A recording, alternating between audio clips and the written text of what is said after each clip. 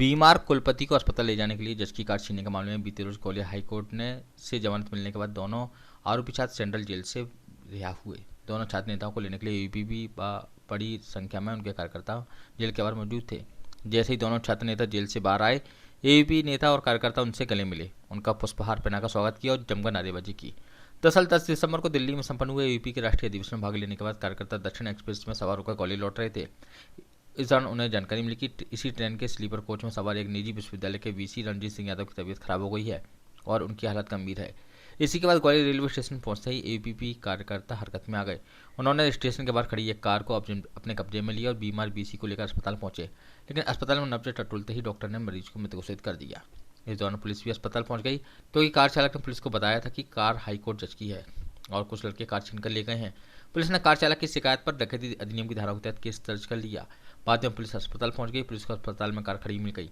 Car लेकर भागे लड़कों से चाबी मिल गई। पुलिस पूछताछ की बात कहकर दोनों को थाने ले गई। पकड़े गए आरोपी ग्वालियर में मुरार निवासी हिमांशु सोती और शिवपुरी निवासी शुक्र शर्मा थे और एपी छात्र नेता थे। पुलिस ने त्वरित कार्रवाई करते हुए 11 दिसंबर को दोनों आरोपियों को जिला कोर्ट में पेश किया, जहां से उन्हें जेल भेज दिया गया। वहीं दोनों छात्रों की गिरफ्तारी का मामला टूट पकड़ा गया। यूपी कार्यकर्ता लगातार आंदोलनरत थे। 17 दिसंबर को मामला मध्य प्रदेश के नवनियुक्त मुख्यमंत्री मोहन यादव के संज्ञान में आया तो उन्होंने सीआईडी जांच के आदेश दे दिए। साथ ही पुलिस महानिदेशक को ऐसे मामलों में सतर्कता बरतने के निर्देश दिए।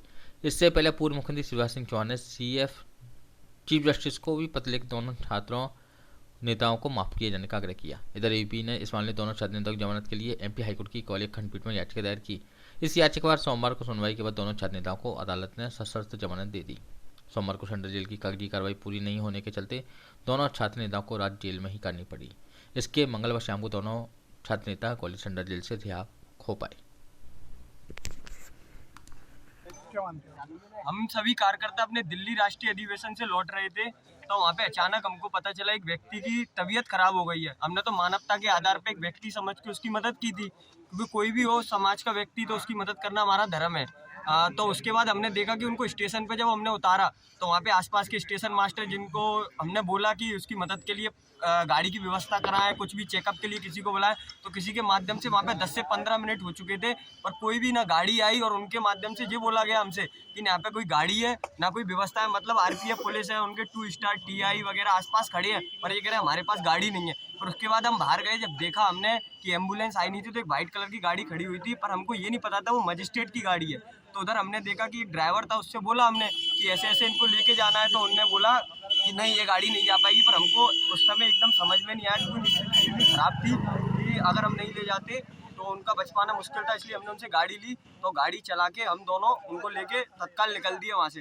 फिर उसके बाद देखा गया, बस हमको एक चीज़ का खेद रह गया कि हम उनकी जान नहीं बचा सके, क्योंकि अगर 10 मिनट पहले एम्बुलेंस आ जाती तो उनकी जान बच जाती। फिर उसके बाद पुलिस प्रशासन द्वारा हम पे केस लाद दिया जाता है और हम पे डकैती का मुकदमा दर्ज कर दिया जाता है। 14 घंटे में हमारी गिरफ्तारी, हमको बात करने के लिए बुलाया गया और गिरफ्तारी कर ली जाती है, हमको जेल भेज दिया जाता है। और कई केस जैसे हम देख रहे हैं, कई आपराधिक केस डले हुए हैं, पर अभी तक उन अपराधियों पे ध्यान नहीं दिया जा रहा। पर हम छात्रों पे अचानक केस डाल दिया जाए, ना उसकी जांच होती है ना कुछ होता है। फिर उसके बाद हमने देखा कि जब विद्यार्थी परिषद की छात्र शक्ति और प्रदेश भर से जब जनमानस सड़क पर उतरता है, फिर न्यायालय में केस जाता है, वहाँ पे याचिका लगती है, तो जो न्यायालय होता है वो न्याय मंदिर होता है, वहाँ पे सत्य की जीत होती है। तो हम न्यायपालिका को भी उसके आदेश को स्वागत योग मानते हैं, उनका भी धन्यवाद करते हैं, उन्होंने सत्य की जीत का साथ दिया है।